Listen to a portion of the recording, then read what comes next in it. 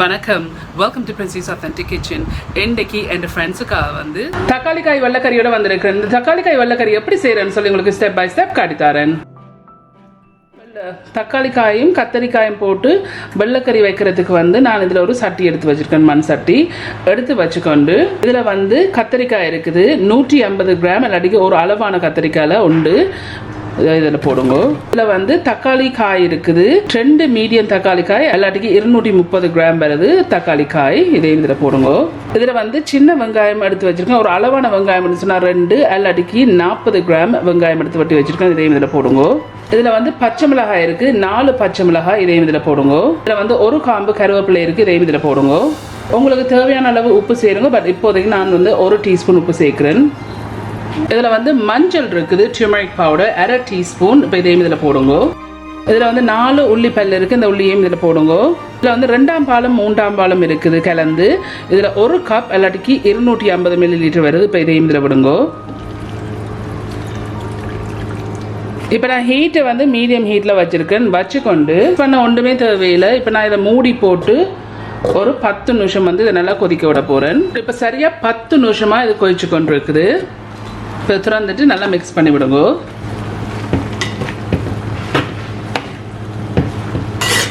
So இதை mix பண்ணி போட்டு இந்த கத்திரிக்காயெல்லாம் நல்லா அவியணும், தக்காளி காயும் அவியணும். ஸோ இப்போ இதை நான் மிக்ஸ் பண்ணியிருக்கேன். மிக்ஸ் பண்ண பிறகு மூடி போட்டு இன்னொரு 10 நிமிஷம் வந்து மீடியம் ஹீட்லேயே இதை கொதிக்க விட போகிறேன். ஸோ இப்போ 5 நிமிஷமாக இருக்குது. 5 நிமிஷத்துக்கு பிறகு இது வந்து ஆப்ஷனல். உங்களுக்கு விருப்பம் என்று சொன்னால் இதில் இறால் இருக்குது. நான் 6 இறால் எடுத்து கழுவி போட்டு 3ஆக வெட்டி இருக்கிறேன். ஆப்ஷனல். உங்களுக்கு விருப்பம் இல்லாட்டி நீங்கள் போட தேவையில்லை. இதை நீங்கள் மிரக்கறியாக வைக்க போகிறீங்கன்னு சொன்னால் தாளிச்சிட்டு போடலாம். ஆனால் நான் இது மச்சமாக செய்கிறபடியாக தாளிக்காமல் தான் இந்த கறி செய்ய போகிறேன். ஸோ இதில் 6 இறால் இருக்குது. இப்போ இதையும் இதில் போடுங்க 5 நிமிஷத்துக்கு பிறகு. ஸோ டோட்டலி 15 நிமிஷம் இது அவிஞ்சா பிறகு இதை நல்லா மிக்ஸ் பண்ணி விடுங்க.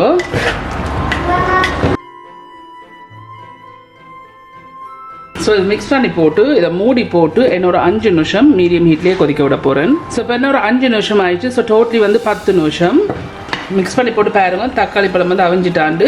ஸோ இந்த 10 நிமிஷத்தில் வந்து தக்காளி பழம் எனக்கு என்னமே அவியலை. ஸோ இன்னொரு 5 நிமிஷம் வந்து நான் மூடி போட்டு கொதிக்க விட போகிறேன். ஸோ இன்னொரு 5 நிமிஷம் அவிய விட போகிறேன். ஸோ இப்போ இன்னொரு 5 நிமிஷம் ஆயிருக்கு. தக்காளி காயெல்லாம் நல்லா அவிஞ்சிட்டுது. உங்களுக்கு விருப்பம் பண்ணால் இதை மசிச்சு விடுங்க. பட் எனக்கு வந்து மசிச்சா தான் விருப்பம். ஸோ அதில் வந்து நான் வந்து மசிக்க போகிறேன் லைட்லியா. உப்பை செக் பண்ணி பாருங்க. இதுக்கு நீங்கள் இறால் போட விருப்பம் இல்லாட்டிக்கு கருவாடு வந்து ஒரு 20 நிமிஷம் ஊற வச்சுட்டு கருவாடை போடலாம், நெத்தலி போடலாம். இல்லாட்டிக்கு அந்த கூனி சோண்டு இசோ இறால் இருக்குது, இறால் இந்த காஞ்ச இறால் அது போடலாம். எல்லாட்டிக்கு மீன் முட்டை இருக்குதுல்ல, ஃபிஷ் ரோ அது போடலாம். உங்களோட விருப்பத்துக்கு ஏற்ற மாதிரி நீங்கள் போடலாம். பட் எனக்கு இறால் போட்டு வைக்கிற விருப்பம். ஸோ உங்களுக்கு விருப்பத்துக்கு ஏற்ற மாதிரி நீங்கள் மசிச்சு விடுங்க. மசிக்க விருப்பம் இல்லாட்டிக்கு மசிக்க தேவையில்லை. ஸோ இப்படி மசிச்ச பிறகு இதில் வந்து 1/3 கப் எல்லாட்டிக்கு 80 ml முதலாம் பால் இருக்குது, தேங்காய் பால். இப்போ இதில் விடுங்க. இதில் வந்து மிளகு பவுடர் இருக்குது, 1/4 டீஸ்பூன் மிளகு பவுடர். இதையும் இதில் போடுங்க. போட்டுட்டு இதை நல்லா மிக்ஸ் பண்ணி விடுங்க.